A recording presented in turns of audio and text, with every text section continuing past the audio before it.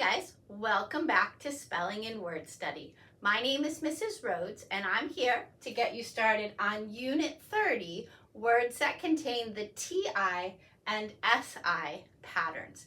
Please take a second to gather your materials. You will need your green book open to page 185. You'll also need some colorful pens, markers, or crayons. Remember, whatever I mark on my board, you should be marking on your page. Please save room for a key as well. If at any point I'm moving too fast, please pause the video to catch up. All right, so last week we looked at words that end with OUS. We know that that is a derivational suffix that can change a noun to an adjective. All of our words last week had a vowel before the OUS. Several of our words ended with TIOUS, and we noticed that that TI sound, TI combination usually said sh. Now that was not new information for you guys. You have been spelling words that end with TION, shun, for many years now. So last week we saw that TI pattern show up before OUS. And this week we're going to see that TI pattern show up with several other endings. Now, most of the time that TI will make a sh sound. However, if you remember from last week, the TI sounded more like ch when it came after an N in a word like conscientious. We're going to see that happen a lot this week in words like essential and influential. That TI is going to make a ch sound because of that N. So let's start by reading our list. And as we do, I want you to use your eyes to look for that TI chunk and use your ears to listen for the sh or ch. Now you'll notice that two of our words use SI instead. Asian, controversial. So that SI is going to sound a lot like TI. It's going to make a sh sound. All right, let's begin. Please repeat after me. Asian, Christian, confidential, controversial, credential, essential, influential, initial, initiative, negotiate, partial, patience, patient, potential, preferential, quotient, residential, sequential, substantial, torrential. All right, the first thing I'd like to do is choose a color, and we are going to find all of our words that use TI to make a sh sound. That was very common last week in words like cautious, ambitious. Now we're going to see it in a word like initial. There's that TI making a sh sound. We're going to see it in initiative. It'll make that sh sound. Notice the TI has a more traditional sound here. It just sounds like tiv. Nothing tricky there. It only makes that sh sound when it's followed by a vowel, not when it's followed by the letter V or any other consonant. Negotiate, partial, patience, patient, quotient. Okay? All of these words use TI to make that sh sound. And notice there are many letters that can show up before it. An I, an O, an R, an A. Okay? So most letters, when they come before the TI, are going to help it make the sh sound. So brown box, equals TI, and that's going to sound like sh, okay? That should not be new information for you. All right, let's choose another color, and this time we're going to look for TI when it comes after an N. So notice here in credential, that's not going to work. Credential, it follows the N and makes a ch sound, just like last week in conscientious. We see that again in essential, influential, there's that N, potential, preferential, residential, sequential, substantial, and torrential. In all of these words, we have the letter N, then TI, and then a vowel. That combination is going to give us the ch sound. Okay, now look right here at Christian. When the TI is followed by S, doesn't happen very often, but that also gives us the CH sound. So over here, we have our blue box equal to TI, but this time it's going to make a ch sound, and only when it follows N or S. Any other time, we're going to use that sh sound. Okay, and then we have two words on our list this week that use SI to make a sh sound. So we see that in Asian and controversial. Okay? SI sounds like sh. Okay. I don't have any new suffixes to introduce to you this week, but this is a good time to review some of the suffixes that we've been practicing all year. So for example, we learned that AL usually signifies an adjective or a noun. We saw that in week 17 with words like practical and carnival. This week, we're going to use that same ul chunk. Did I miss one here?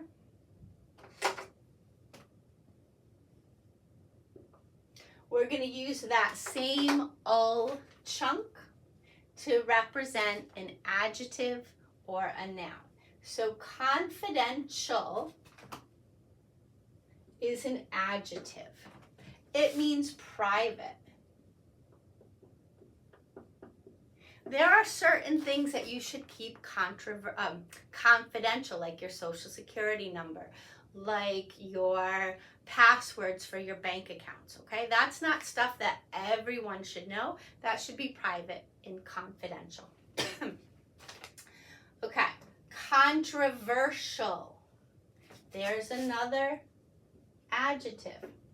If something is controversial, it means that there are many opinions about it.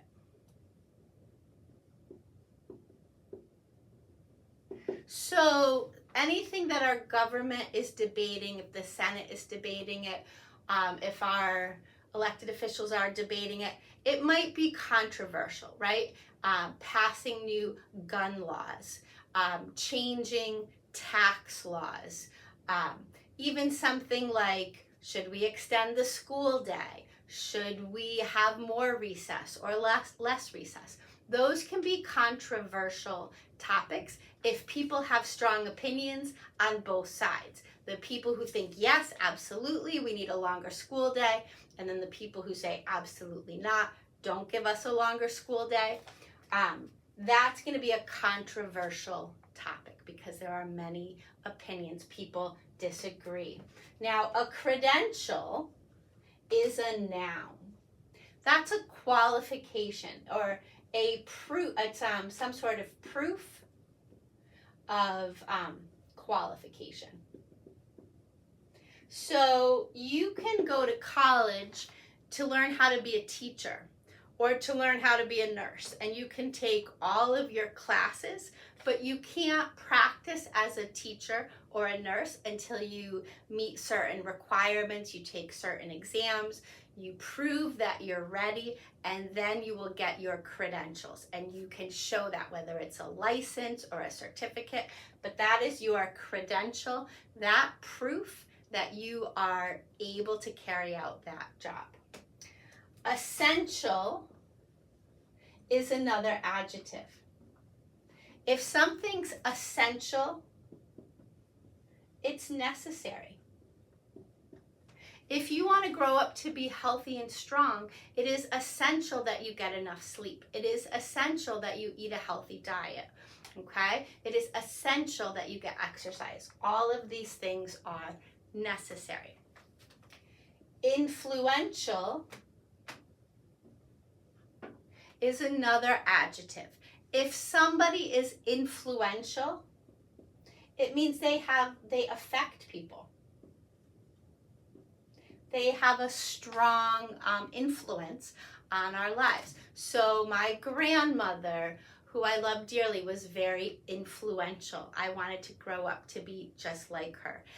If you think about famous people on the internet, we call them influencers because they influence how we dress, what words we use, where we shop, right? They are very influential. They affect us and have an impact on us. Initial can be used as a noun or an adjective. If we're talking about my initials, SR, those are the first letters in my name, that would be a noun. If we're talking about something being first, then it's an adjective. You might talk about your initial meeting, the first time you met your boss, or the first time you met your cousin, or your new neighbor. That would be your initial meeting, your first time. Partial is another adjective. If something's partial, then it's less than the whole thing, right? If somebody gives you a cake, you're not going to eat the whole cake. You're just going to eat partial. You're going to eat a partial of it. It's going to be partially eaten. Okay. Potential is another word that can be used as a noun or an adjective. Potential means might happen. So we talk about, we watch the forecast and they say there are some potential storms in the forecast. They might happen. They could potentially happen. If we talk about a person who has potential, that's a compliment. That means they might do great things, right? We see something in them. They're very smart, or they're very funny, or they're very hardworking. They have the potential to go on and do great things. So something good might happen in their future. Preferential is another adjective. You see the word prefer in there, so it's kind of a synonym for preferred. We see this in education when we are choosing seats for our students. Some kids need preferential seating. If they have trouble, if they have vision problems, they might need to sit close to the board.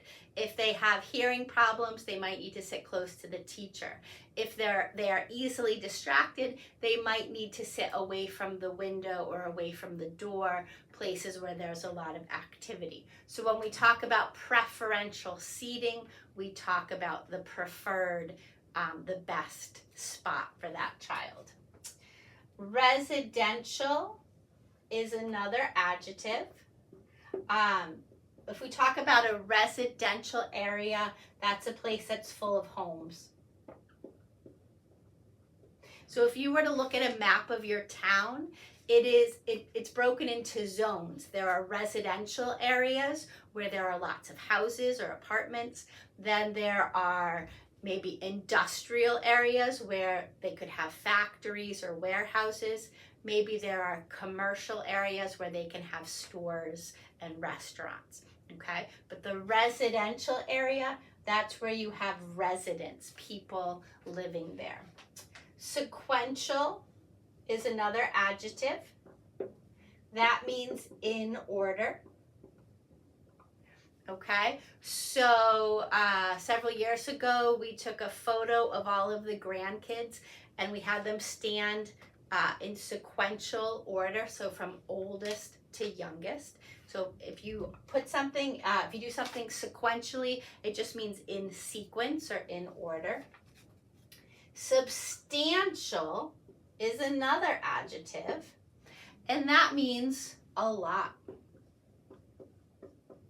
So you could say, you know, when that hurricane hit the shoreline, it did substantial damage. It did quite a lot of damage. And then the last one is torrential. That's another adjective, and that means very heavy. Usually, we're talking about rain. So there was torrential rain last night. It was flooding the streets and it was pooling in the yard. Okay, so lots of our words this week end with AL, which again signifies usually an adjective, sometimes a noun. You already have lots of practice with this pattern. The difference is that now we're putting a TI or an SI in front of it. So purple equals AL, and that's going to be an adjective or a noun. All right, do you see any other suffixes here that we've talked about? How about this, the ENT in patient and the ENT in quotient. We talked about this pattern back in week 19. We said that most of the time words that end with ENT are going to be used as adjectives. Sometimes they'll be used as a noun. Okay, we already talked about words like permanent and president. So today we have patient, which could be used as a noun if we're talking about a patient in a hospital, somebody who's sick or needs medical care. But we can also use it as an adjective. If someone tells you, hold your horses, relax, right? They're telling you to be patient. So if you're patient, it means you're willing to wait. If you're not willing to wait, people might call you impatient. A quotient is a noun. That is the answer to a division problem. Okay? The answer to an addition problem is a sum. For subtraction, it's a difference. For multiplication, it's a product. And for division, it's a quotient. Okay? So when we see ENT, it's going to be a noun or an adjective, usually an adjective. And often we can take our adjective and turn it into a noun by changing the ENT to ENCE, right? So if you are a patient person, you show patience, a willingness to wait. We saw this again back in week 19. We had words like distant, different and difference. So now we have patient and patience. Okay, so anything that I circled in or boxed in green is either ENT or ENCE, and that's going to be a noun or an adjective. Okay, any other suffixes that you're noticing? How about this right here, negotiate? Notice how we have the long A right there? That signifies that we're going to use this as a verb. We talked about this in week 20. We know that words that end with ate can be adjectives or verbs. It depends on how they're pronounced. If we make this a schwa sound, it's probably going to be a noun or an adjective, but if we use the long A sound, it's going to be a verb. So we saw that with words like separate and separate, duplicate and duplicate. If you negotiate, it means you make a deal with someone, right? So if you're getting hired for a new job and they want to pay you $50,000, but you think you deserve $70,000, you can try to negotiate to get a better deal. Okay, so over here, red box equals ATE, and that's going to signify a verb. Okay, a couple others just really quickly. IVE, usually that signifies a noun. Okay, think of detective, elective, other things as well. So initiative, this here is going to be a noun. If you show initiative, then that means you're willing to try something.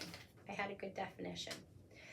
So if you show initiative, you're showing a willingness to start something new. You have initiative, you show initiative. If you're talking about an initiative, that is a new project, right? So maybe our school is starting a new initiative. Starting in September, we're going to offer breakfast to every kid Monday through Friday. We've never tried that before, but now we're going to try it, so that is a new initiative. Okay, there are only 2 words left on our list that we haven't discussed. Asian and Christian. Notice the endings, the AN endings. We often use this for an adjective, a describing word, to represent a type of person.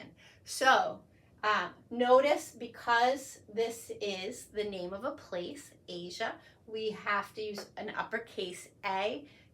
It's not a proper noun. Asia is a proper noun. Asian could be considered a proper adjective. So if you're Asian, you or your family are from Asia, the continent.